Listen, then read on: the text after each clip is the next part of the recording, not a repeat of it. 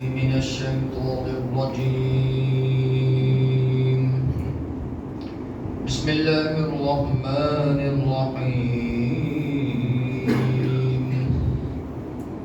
ويسألونك عن الروح قل الروح من أمر ربي وما أوتيتم من العلم إلا قليلا ولئن شئنا لنذهبن بالذي أوحينا إليك ثم لا تجد لك به علينا وكيلا إلا رحمة من ربك إن فضله كان عليك كبيرا.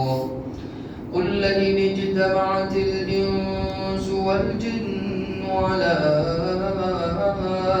أن يأتوا بمثل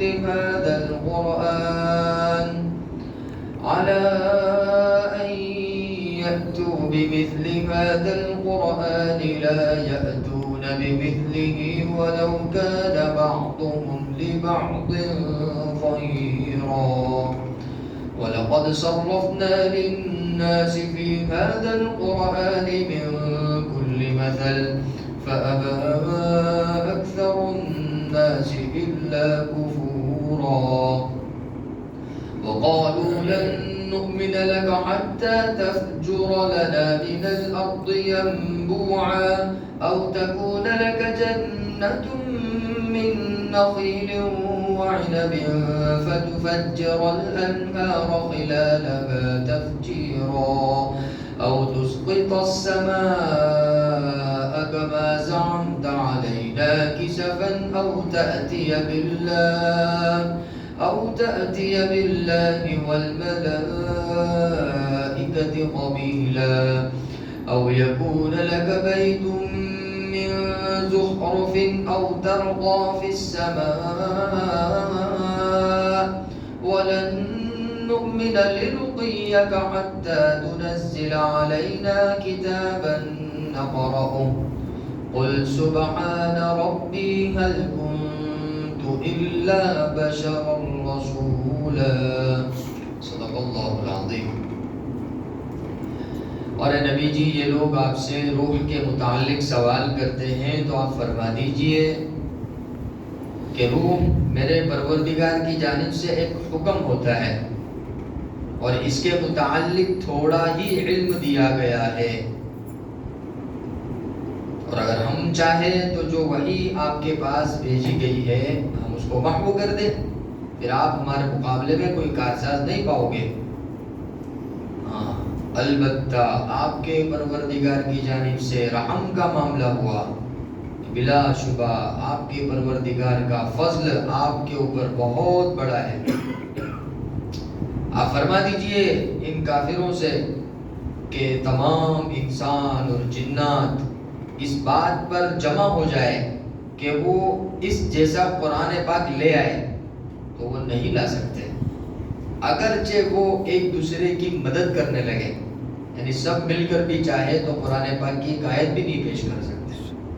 اور ہم نے لوگوں کے سمجھانے کے لیے اس قرآن پاک میں ہر طرح کی مثالیں بیان فرمائی ہیں، لیکن اکثر و بیشتر ناشکرے ہی ہے.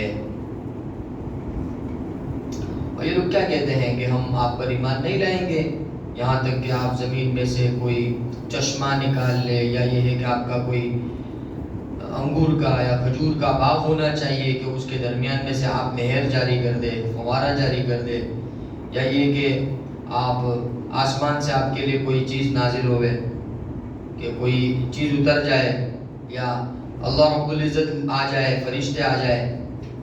یہ کیوں کہتے ہیں کہ تم ایسی کوئی معجزہ کوئی ہم کو بتاؤ من چاہا. یا یہ لوگ کیوں کہتے ہیں کہ بھئی آپ کا کوئی ہیرے جواہرات کا کوئی گھر ہونا چاہیے حضرت محمد صلی اللہ علیہ وسلم کا، یا یہ کہ آپ ان کے سامنے نظروں کے سامنے آسمان پر چڑھو تو ہی آپ کے چڑھنے پر ہی مان لائیں گے.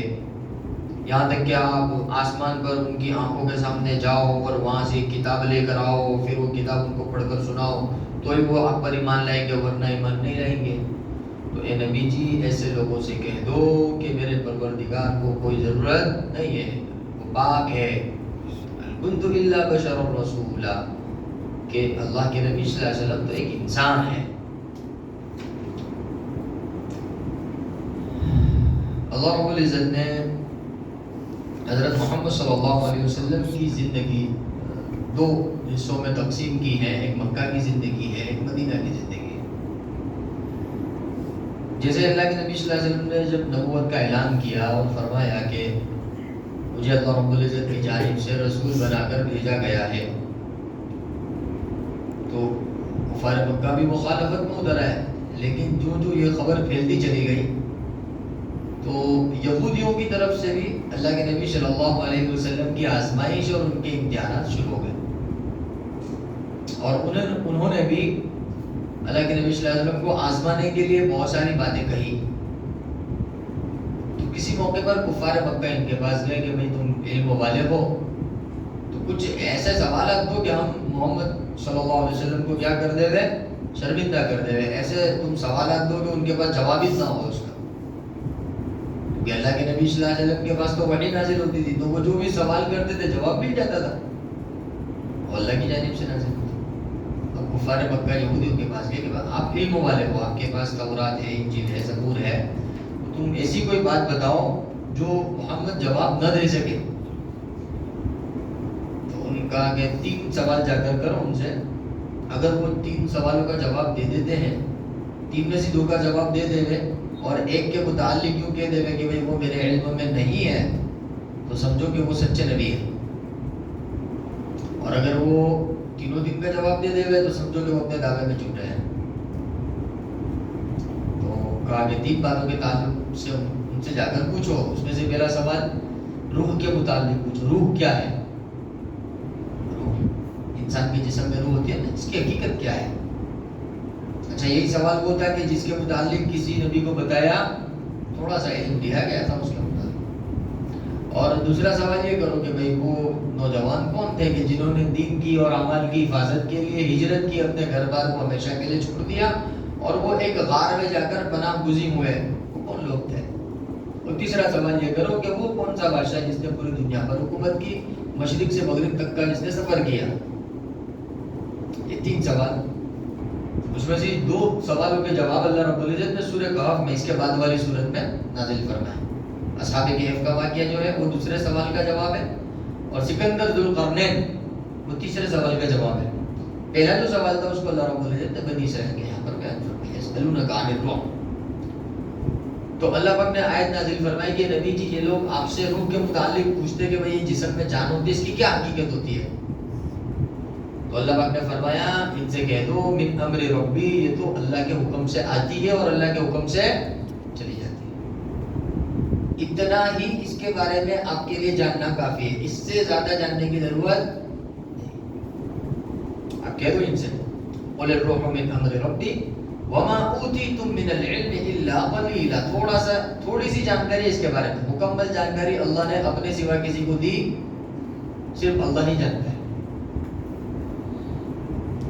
ایک چیز ہوتی ہے جسم میں، جب وہ ہوتی ہے تو جسم حرکت کرتا ہے، زبان حرکت کرتی ہے، آنکھیں حرکت کرتی ہے، ہاتھ حرکت کرتے ہیں. لیکن جب وہ چیز نکل جاتی ہے تو جسم کیا ہو جاتا ہے؟ بے جان ہو جاتا ہے. جب تک وہ چیز جسم میں رہتی ہے جسم تر و تازہ رہتا ہے. اس چیز کو جسم سے نکال دیا جائے تو جسم کیا ہو جاتا ہے؟ پھر گلنے لگتا ہے، سڑنے لگتا ہے، پھول جاتا ہے، اور پھر کیا ہو جاتا ہے؟ آہستہ آہستہ آہستہ آہستہ آہستہ فنا ہو جاتا ہے. یہاں تک کہ پھر ہڈیاں بھی کیا ہو جاتی ہے؟ مل جاتی ہے. بس اتنی جانتا ہے. یہ ہے،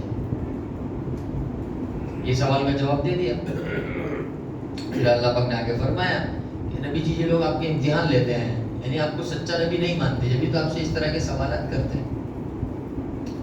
تو اللہ کے نبی صلی اللہ علیہ وسلم کے پاس جو علم ہے وہ اللہ کا علم ہے. کس کا علم ہے؟ اللہ نے وحی کے ذریعے اللہ کے نبی کو بتایا. اللہ کے نبی صلی اللہ علیہ وسلم نے کسی کے پاس سیکھا نہیں ہے. اللہ کے نبی کے کوئی استاد نہیں تھے کہ اللہ کے نبی نے فزیکلی طور پر ان کے پاس گئے ہو اور ان کے پاس علم حاصل کیا. ان تو ڈائریکٹ اللہ کی جانب سے آتا ہے. اور دلیل کیا اس کی اللہ پاک بیان فرماتا ہے کہ اگر ہم چاہیں تو جو وحی ہم نے نازل کی ہم اس کو ڈیلیٹ بھی کر سکتے ہیں، اس کو ختم بھی کر سکتے ہیں، مٹا بھی سکتے ہیں. تو یہ اس بات کی دلیل ہے کہ آپ کے پاس جو باتیں آتی ہیں وہ کس کی طرف سے آتی ہیں؟ اللہ کی طرف سے، اسی لیے اللہ کو اختیار ہے کہ اللہ کیا کر دے، اس کو مٹا دے، دوسری بات نازل کر دے. اللہ کی مرضی کی بات ہے، کوئی اور تو آپ کو سکھانے والا ہے نہیں ہے. اور اللہ رب العزت جو چاہے کر سکتا ہے، اللہ رب العزت کو کوئی روک ٹوک کرنے والا. لیکن اللہ رب العزت کا رحم کا معاملہ ہوا کہ اللہ رب العزت نے ایک مرتبہ جو چیز نازل کر دی اس کو اللہ نے ختم نہیں فرمایا، باقی رکھا.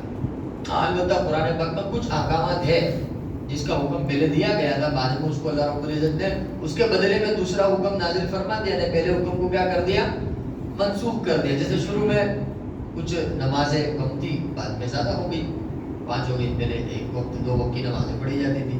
ایسے ہی شروع میں پہلے قبلے کی طرف، قبلہ کون سا تھا، بیت المقدس تھا. اللہ کے نبی نے خود بیت المقدس کی طرف رک کر کے نمازیں پڑھی ہیں. پھر بعد میں وہ حکم کیا ہو گیا، ختم ہو گیا، کعبۃ اللہ کی طرف کا حکم ہو گیا. تو ایسے بھی ہے قرآن پاک میں کچھ آقا. تو اللہ پاک فرماتے ہیں کہ ان فضلہ کان علیک کبیرا، اے نبی جی اللہ رب العزت کا آپ کے اوپر بڑا فضل ہے کہ اللہ پاک نے آپ کو آخری نبی بنا کر بھیجا. اسے کیا بات سمجھ میں آتی ہے کہ اللہ ہی کی مشیت چلتی ہے. یہاں سے ایک بات یہ سمجھ میں آتی ہے، اللہ پاک یہ سمجھانا چاہتا ہے کہ دیکھو یہ حضرت محمد صلی اللہ علیہ وسلم ہے، یہ اللہ کے بندوں میں سب سے اونچے لیول کے، ان سے بڑا رتبہ اللہ کے بندوں میں کسی کا بھی، ان سے بڑی پوسٹ کسی کے ہے ہی نہیں. یہاں تک کہ مقام محمود کا اعلان کر دیا اللہ پاک نے، پچھلے آیت میں گزرا. لیکن اللہ پاک ایک بات بتانا چاہتا ہے یہاں پر کہ اللہ کے نبی صلی اللہ علیہ وسلم کو یہ سب دینے والے کون ہیں، اللہ ہے. تو اللہ کے نبی کا اپنا ایک مقام ہے، لیکن اللہ کی اپنی ایک شان ہے. تو جو اللہ کا حق ہے وہ اللہ کے نبی صلی اللہ علیہ وسلم کو نہیں دیا جائے گا.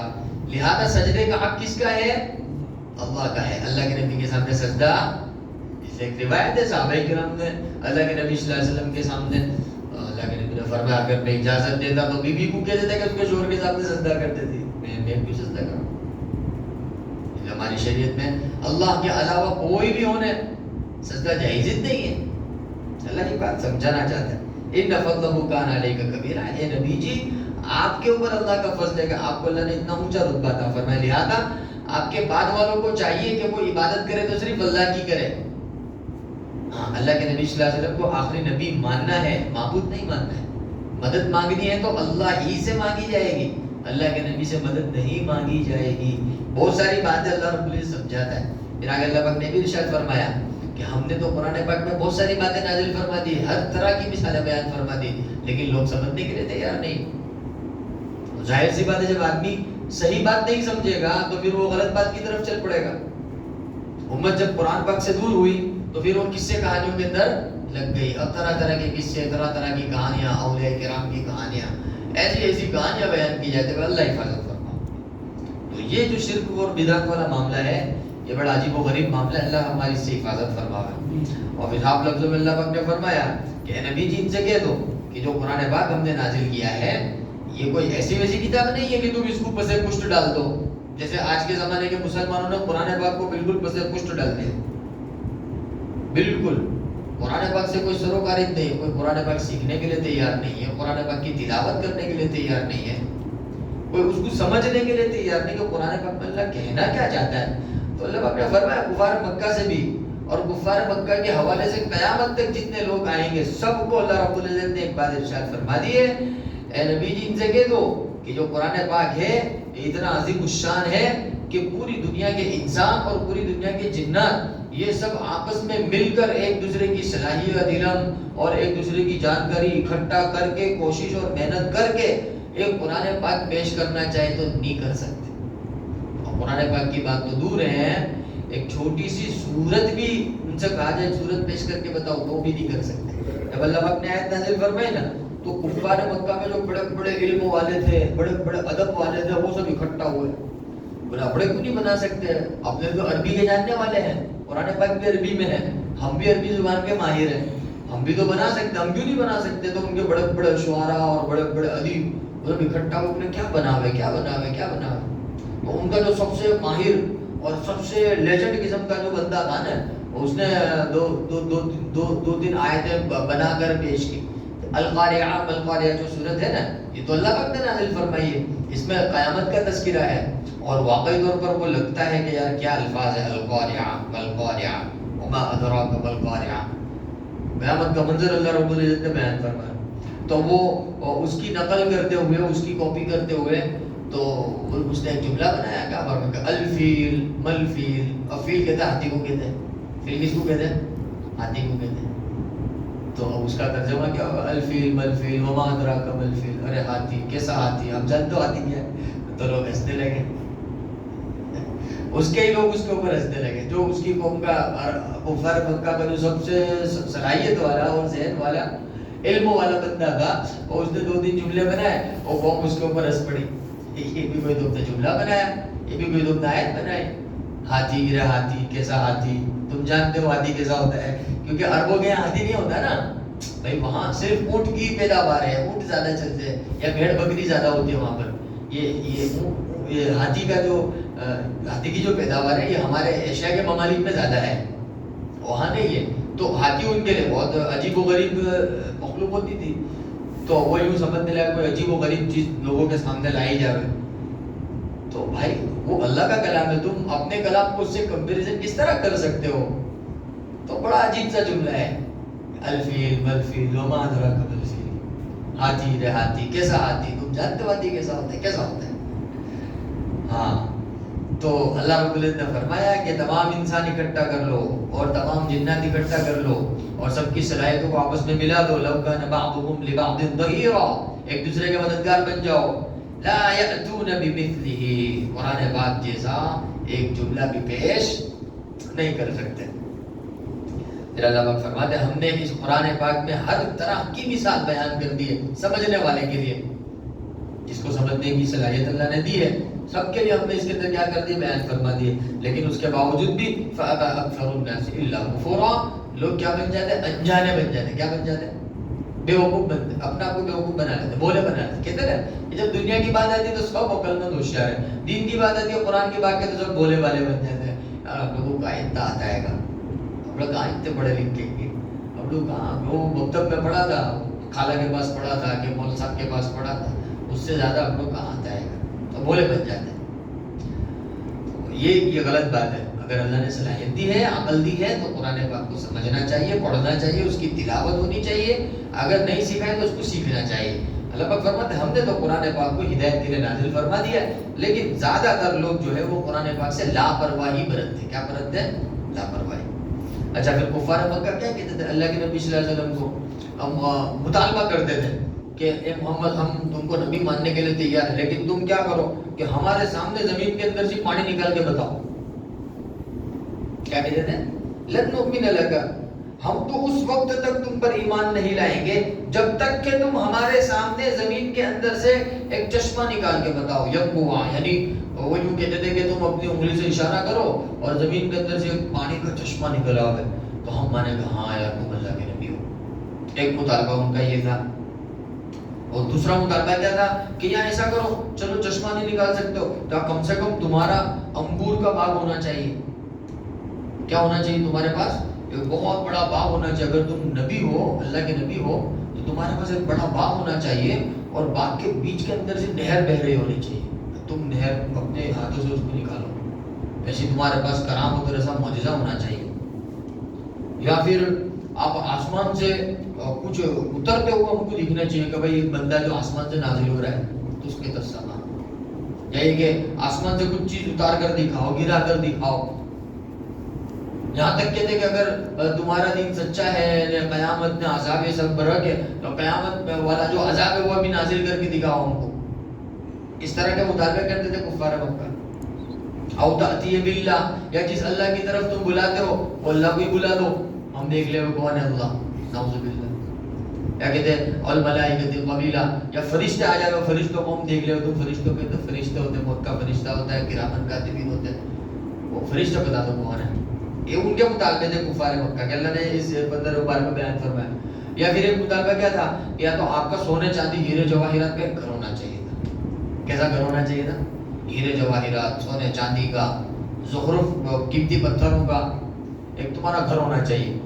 یا یہ کہ آپ جو ہے ایسا کرو کہ تمہاری ایک سیڑھی ہونی چاہیے. سیڑھی اتنی لمبی سیڑھی ہونی چاہیے کہ تم ہمارے سامنے زمین سے اس سیڑھی پہ چڑھتے آسمان پہ چلے جاؤ، اور پھر وہاں سے ایک کتاب لے کر آؤ ہمارے سامنے، اور پھر وہ کتاب لا کر تم ہم کو پڑھ کر سناتا ہوں تم کو نبی مانیں گے.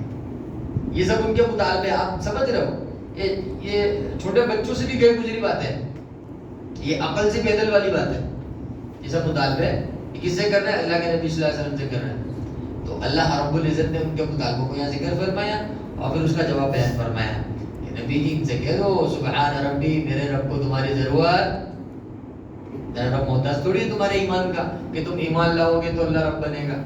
تم نہ لاؤ, تم سے کون کہتا ہے زبردستی کا ہے کہ نہیں تم لاؤ مانو ہی, ہم ہمارے نبی کو مانے ہی اللہ کو مت مانو.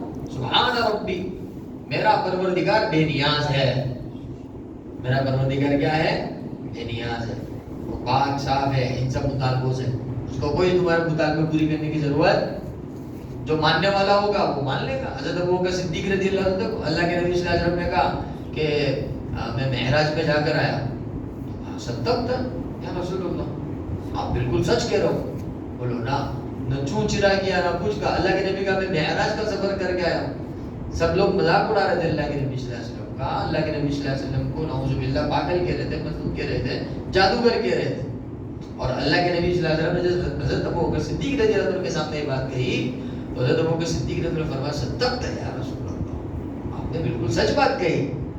اسی لیے تو ان کو صدیق کہا گیا, حضرت ابوبکر صدیق رضی اللہ عنہ کو. تو ماننے والے کے لیے تو کوئی مشکل نہیں ہے, لیکن نہ ماننے والوں کے لیے پھر یہ سب مطالبے ہیں. تو اللہ رب العزت سب کے مطالبے تھوڑی پورے کرنے کے لیے بیٹھے. اللہ رب العزت نے تو قرآن پاک نازل کر دیا, بھائی سمجھنا ہو تو سمجھو. جو طلب لے کر آئے گا اس کے لیے راستے کھولے جائیں گے, اور جو بے طلبی کا مظاہرہ کرے گا تو پھر اس کو کیا کر دیا جائے گا؟ کاٹ دیا جائے گا, محروم کر دیا جائے گا. تو یہ سب مطالبے بیان فرمانے کے بعد اللہ نے قل کہہ دو سبحان ربی, میرا پروردگار بے نیاز ہے. هل كنت الا بشرا رسولا, میں تو رسول بنا کر بھیجا گیا ہوں اس حال میں کہ میں انسان ہوں. میں کیا ہوں؟ اللہ کے نبی کون ہے؟ دیکھو انسان کہہ رہے اللہ کا, بشر. انسان کس کو کہتے ہیں؟ جس کو سونے کی بھی حاجت آئے, بھوک بھی لگے, جس کے بیوی بچے ہو, اس کو انسان کہتے ہیں. جو چلتا پھرتا ہو اس کو انسان کہتے ہیں. انسان کی تھوڑی طاقت ہے کہ وہ ایک زمین سے لے کر آسمان تک کی سیڑھی پر چلا جائے, یا انسان کی تھوڑی طاقت ہے کہ وہ انگلی کے ذریعے زمین کے اندر سے چشمہ نکال دے. انسان کی تھوڑی طاقت ہے کہ وہ اس کا اتنا بڑا باغ بن جاوے اور اس کے اندر سے. اتنے سارے سوالوں کا اللہ نے ایک ہی جواب دے دیا, هل كنت الا بشرا رسولا, کہ مجھے رسول بنا کر بھیجا ضرور گیا ہے لیکن میں انسان ہوں, کوئی اللہ نہیں ہوں, خدا نہیں ہوں کہ تمہارے سب مطالبے میں کیا کر لوں.